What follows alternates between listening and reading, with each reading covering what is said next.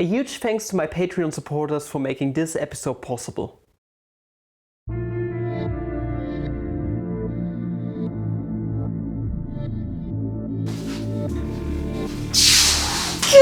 morning, fellow mathematicians. Welcome back to solving hard exams. It's called exams, Papa Flemmy. I know Jonathan, whoever the frick Jonathan is. We're going to solve yet another exercise from this Algebra and Arithmetic exam where 96% failed. If you don't know what I'm talking about, link will be at the top of the description. It's out of my hard exam series that I'm covering on this channel right now. And we're going to solve yet another exercise. It's the ring exercise this time, where we are dealing with a certain polynomial ring, or maybe it's a ring, we don't know yet, because we want to show that R is an integral domain. And later we want to show that I, being defined like this, is an ideal in R. At the end we would like to prove something about primes in R of x implies something about primes in R, alright? But at first we are going to go through those two exercises. Other than that, we have algebra merge. We are doing algebra today, so we are going to wear the algebra merge. Also there's going to be some arithmetic merge pretty soon. I already thought about that and I think it's pretty neat idea to include arithmetic merge. So other than that, check out the second channel, uploading videos there regularly. Okay, Flammy2, link at the top of the description. And we're going to dive right in. I'm going to solve this exercise, how I would solve it in an exam situation. So I'm going to make use of all the theorems, blah blah blah, that we have derived before in our algebra and arithmetic lecture. R.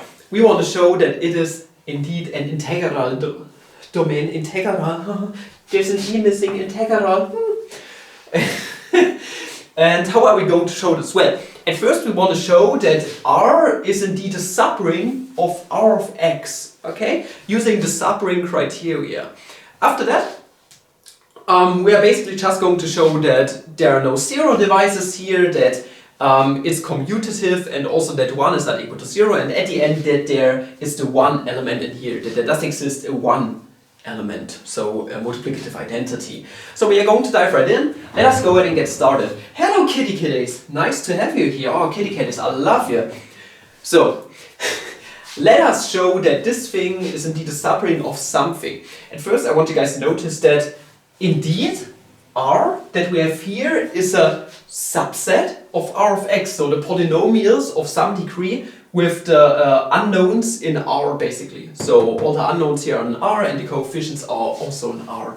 So it's a subset. Why is it that way? Well, because f of x is in R of x. Okay, x squared times some polynomial in R of x is once again a polynomial in R of x with degree at least 2, and adding a constant to it just basically gives you a new y-intercept, you could say. So those are in R of x, meaning the first thing is satisfied. 1, R is indeed a subset of R of x. Okay, cool. And now it's a subset, meaning we can make use of the subring criteria, alright? Next we want to show that it's not empty. So is R empty or not? Well, for this we are just going to set f to be the 0 polynomial, okay?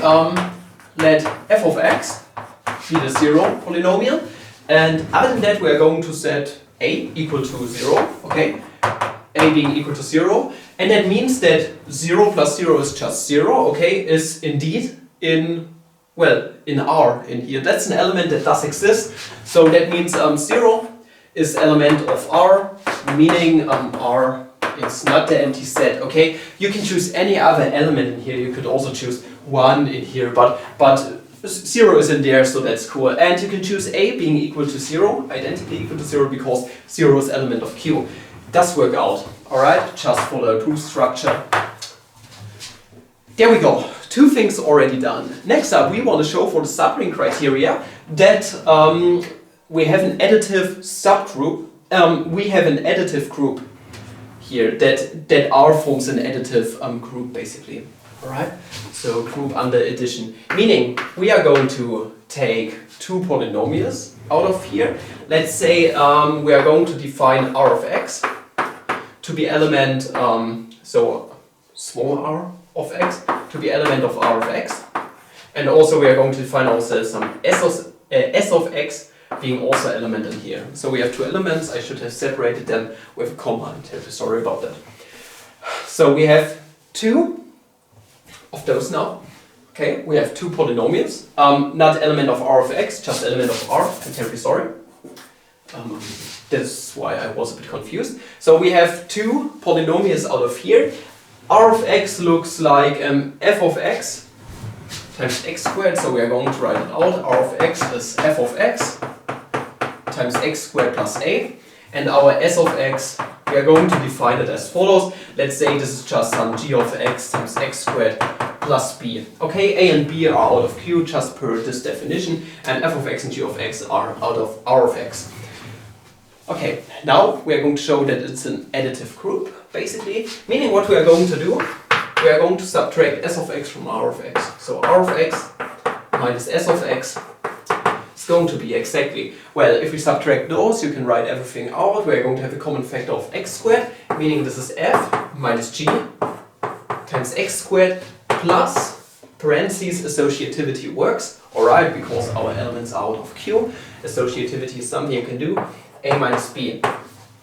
Now we just have to see if everything works out nicely. Okay, I hope you can see where all of this came from, just subtracting those two. A polynomial out of r of x minus another polynomial out of r of x is going to be an element of r of x. Now, a minus b, well, if you subtract something out of q from something out of q, out of the rationals, is going to be in the rationals yet again. Okay, this is element of q. Meaning this structure satisfies what we have in R overall, so this is element of R. Meaning this thing forms an additive group in some way. We are basically just making use of the subgroup criteria, alright? And since R is a subset of R of x, this works out. So if you are wondering where this came from. Now, step number 4. Okay, I'm always doing it like this because if you are in an exam, you have a basic structure in your head and you would like to go for everything, just like with a cooking recipe. Next we want to see that this right here, so in R, our R is closed under multiplication. Let's formulate it like this. I'm a bit confused today, alright, my wife and I were out all day long, so we were walking everywhere today, and that's why I'm a bit out of breath and everything, alright? I'm a bit mentally disabled today, but other than that, I'm feeling pretty good, alright? So, number 4, r of x and s of x, we are going to choose them like above. So, r of x times s of x. We want to see that all of that is closed under multiplication. We are going to multiply those two together, leaving us with, I'm going to write everything out, f times x squared plus a. Times, this is going to be g, times x squared plus b is going to be, alright, I'm going to put it here. This is f times g times x to the 4th power, but this is x squared times x squared. I'm doing this on purpose, okay? We want to get back to the structure of R that we are having defined here in the set. So we have this plus, okay, next up is f x squared a. F times a times x squared, then plus g times b, f times b, I'm terribly sorry, and then g times a times x squared, and overall plus a times b. Now we can factor out x squared, this is why I did it like this. Okay, now we are going to have f g times x squared plus f times b plus g times a times x squared plus ab. Q is closed under multiplication. If you multiply two elements out of Q together, you are going to be in Q yet again. So this is element of Q. Next up, f times g is just going to be a polynomial yet again. R of x forms a polynomial ring, meaning it also satisfies those conditions. So that's just x squared is also just a polynomial in R of x. So those multiplied together are in R of x. This is just a constant, so you are just going to multiply a polynomial by other constants. So this is an R of x, and this is an R of x just by the same arguments as here. And it's also closed under addition in R of x. Meaning overall, if we add all of this together, it's going to be an R of x yet again, element of R of x. Meaning overall, this satisfies the structure that we have given here in R. So this is element of R. That's a lot there's a lot of talking here. Alright, so this thing is now officially a ring. It's a subring, okay, of R of x, and if it's a subring, then it's especially a ring, okay? Every subring is also a ring. It has the word ring in it, so yeah, this should ring a bell for you. Now we have a subring, alright, and what else is there to show? We have to show that there exists some, okay? This is the next step, this is step number 5. So we need to show that 1 is not equal to 0, we need to show that R is commutative, and we also need to show that there are no zero divisors, okay? No zero divisors in R. And the good thing about those points is that since R is a subset of R of x, all of those conditions get induced by R. You can check each and every one of those, but all of those conditions get induced by R of x onto R. So yeah, we are done with this. Okay, you can check for each and every one of those. Okay, if R is commutative with respect to our addition, also multiplication, I'm not sure, but all of those conditions get induced by our mother ring, you could say. Okay, our big old mother, our daddy ring, R of x. Last thing to check is one element of R. Okay, is there some one element in here? And for this, we are going to choose f of x. Okay, we are going to say R of x is yet again what we had before. F of x times x squared plus a. We are going to choose this thing to be equal to 0. It's going to vanish, and a to be equal to 1. 1 is element of q. Okay, 4 over 4 whatsoever is element of q, meaning a being equal to 1, meaning R of x in this case is just 1, is a 1 in R. Thus, R is indeed an integral domain. And how I've written everything here is basically how you would write it out in the proof, maybe with some little sentence after each and every step. But other than that, R is now an integral domain, and now we are going to show on next Blackboard that I is indeed an ideal, and it's going to be really easy to do that. We have done the first part, alright? Put a little tick behind it. Okay, I have many ticks. Other than that, we want to show that it's an ideal. Ideal just means that it's an additive subgroup of R, and that also if we take an element out of I and multiply it by an element out of the bigger thing, so R, where we take it as a subgroup, then it's going to be an I yet again. And after that, I totally forgot that we need to calculate the group of unity, okay? The group of units, not unity. So yeah, we are going to dive right in. At first, let us see if I is indeed a subset, because we can only show that it's an additive subgroup of R if it is a subset in the first place. And well, obviously, the 0 element is in Q, meaning overall that this thing is just like R, just with A being equal to 0. Okay, we have written it out explicitly on the paper, okay, to the professor, just because it's more obvious that way. If A would be missing completely, which would also be valid, then maybe it would be harder to justify for the students why it is indeed a subset. So at first we can immediately say that's the first condition yet again, that I is indeed a subset of R. Now we need to show that it's a non-empty subset overall. This is kind of obvious, okay, because, well, A is equal to 0, okay, this is just 0, and now the 0 polynomial is an R of x. If we plug it into here, then 0 is going to be element of I, meaning overall I is not the empty set. It's non-empty. Okay, next up, we are going to show that this thing is an additive subgroup of R. We are going to go by the same means as before. We are going to construct ourselves two elements out of here. Okay, and I'm going to give it a certain name yet again. Let's say t of x to be equal to f of x times x squared, and let's say s of x, sex, okay, this is sex, being equal to g of x times x squared.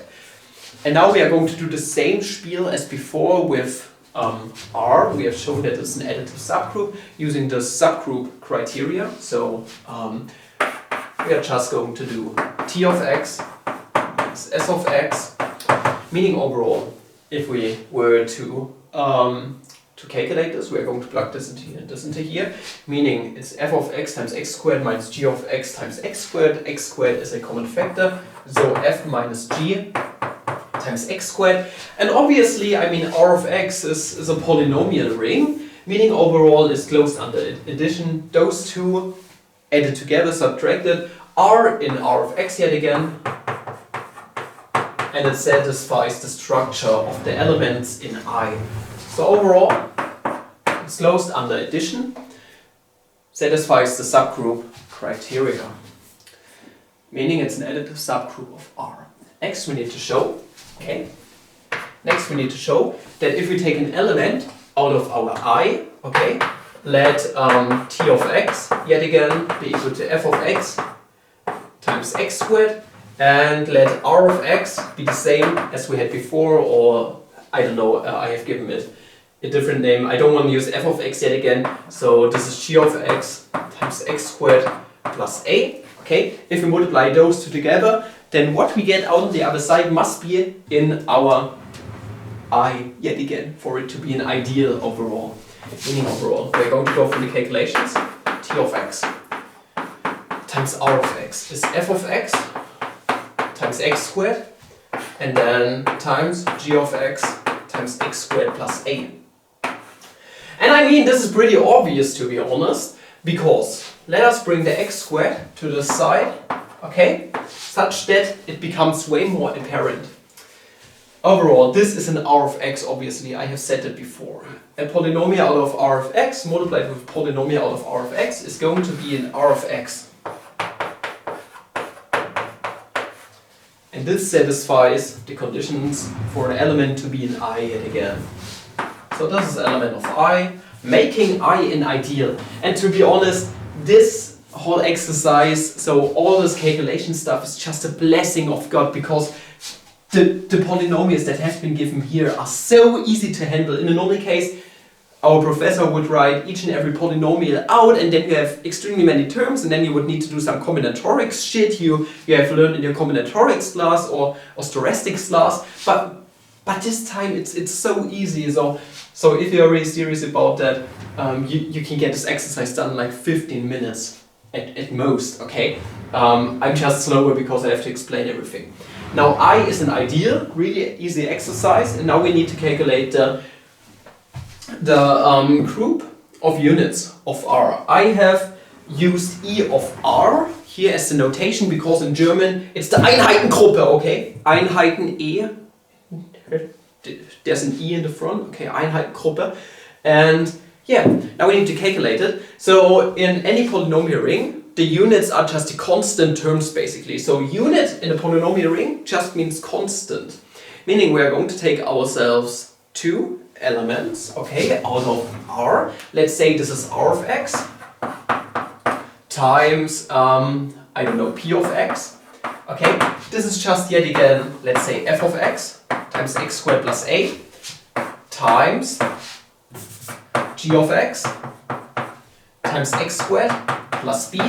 We are going to calculate some stuff, okay, we are going to factor some stuff out. We had this before, basically. So, let us just multiply everything out. This is f times g times x squared plus ga plus fb, all of this times x squared plus a times b. Okay, this is what you would also get if you were to write everything out here with all the terms. In a normal case, you would also, for this proof, go without loss of generality that g and f are of the same degree. So this really wouldn't change anything, just makes calculations a tiny bit easier. Alright, now we are going to set this polynomial that we are going to get here equal to the zero polynomial. This is something you can do. I mean, we only really care about the constant terms that we have here. So we are going to make this equal to 0, identically equal to 0. And for something to be a unit, okay, we want it to be equal to 1. A times b are out of Q, and there are no zero divisors here in Q, okay? it forms a field. There are no zero divisors, meaning overall a times b is also not equal to 0. It can never happen in Q. If you take two elements out of Q, multiply them together, then they are never equal to Q except if one of those elements, never equal to 0 except for the case when one of those two elements are equal to 0. Okay, just as a little side note. Meaning, this is just what this statement implies. If a times b is equal to 1, then it can never be equal to 0. Meaning overall, our a and b, since they are both invertible, none of those are equal to 0, they are out of the groups of unit of Q. I hope you can see where this came from. Now, that means this is the condition for our groups of unit of R, and you see that a and b are now out of the groups of unit of Q. Meaning the groups of units of R is exactly the same as the groups of units of Q. Oh, this is some weird mindfuck here. So saying all those words, so many weird terms I have never used before in this channel. So yeah, or seldom used, rarely used, whatsoever. So E of R is equal to E of Q. Now we have covered most of the exercises and there's only one thing left. I'm going to write it here on the blackboard. I'm going to see you soon. So last but not least is the hardest out of this exercise. Okay, it's the hardest part of this exercise, and I don't know, it's not really hard, but it took a while for me to wrap my head around it yet again. So we want to show that if g out of R is prime in this polynomial ring R of x, then this implies that g is also prime in R, our set that we had before. Now, what does it mean for an element to be prime in general? So an element is prime if it satisfies the following three conditions. Our element g is not equal to 0, okay? G is also not a unit, meaning if g is a polynomial, then it's also not constant. So unit just means constant in polynomial rings. And also we need to show that if g divides two things, f times h, not f times g, then this implies that g divides f or g divides h. Okay, this is just what it means for an element to be prime if it satisfies those three conditions.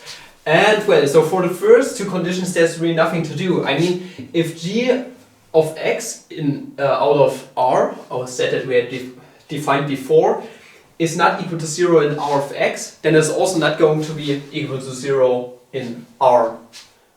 I hope this does make sense. I mean, if it's not a zero polynomial in here, then, well, it's also not going to be 0 in R in here, alright? Because we have g of x times x squared plus a, even if a were equal to 0, then it wouldn't be 0 in R. So I hope this does make sense.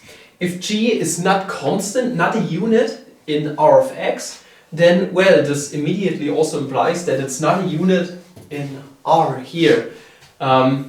Just makes sense, right? I mean, you can go through some basic calculations.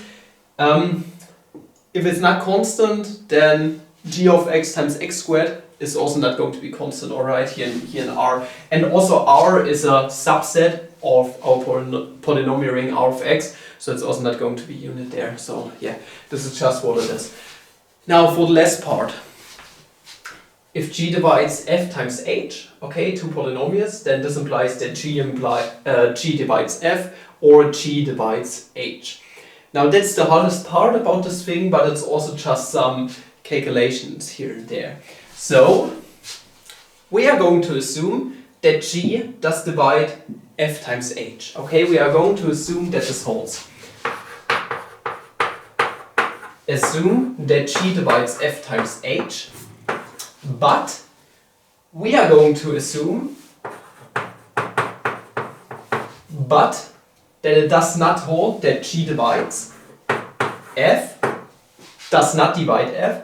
So the not is misplaced here just because not divides would mean divides. So we want to assume that g does divide those two polynomials multiplied together, but it does not divide f and it does not divide h. This is what we are going to assume. Now f is a polynomial out of R here, alright? So it's a polynomial out of R. I'm going to write it out. G does not divide f is going to be, let's say, R of x times x squared plus a. If an element does not divide another element, we can make use of the Euclidean algorithm, basically, meaning overall, that thing is equal, so if you don't know what I'm talking about, so 5 over 3 means 3 does not divide 5, alright, because we can rewrite this, alright, 5 would be equal to 1 times 3 plus 2. I hope you can see where this does come from. Just with numbers is the same with polynomials basically.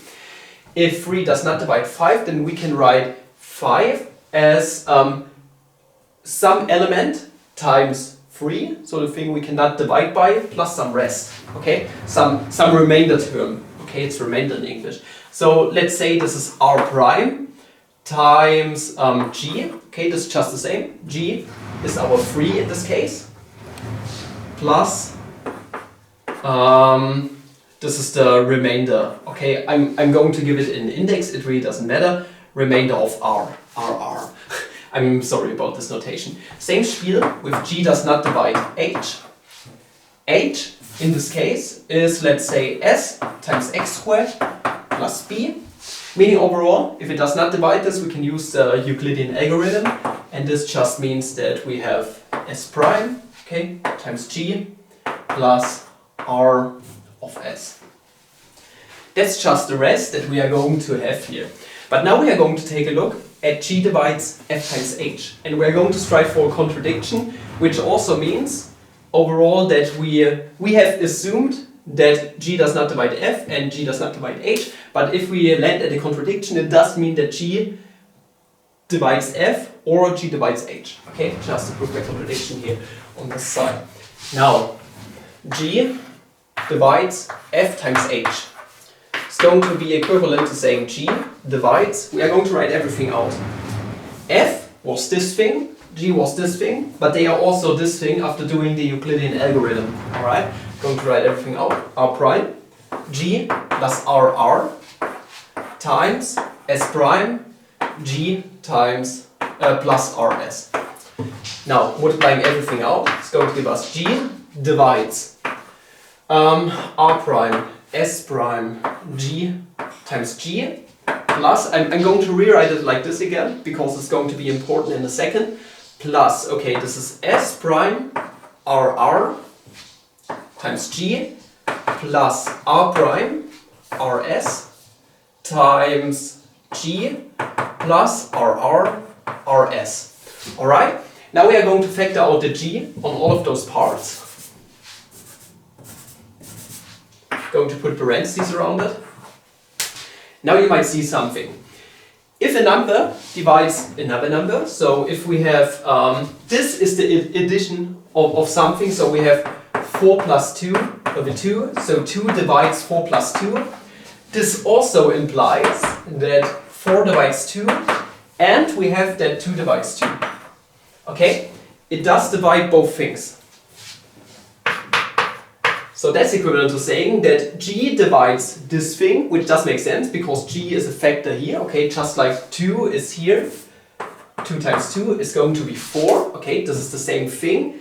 But that also means, because g divides this thing, okay, that's an equivalence, that g divides rr times rs. Okay, if g divides rr times rs, what does that mean overall? So here's one thing.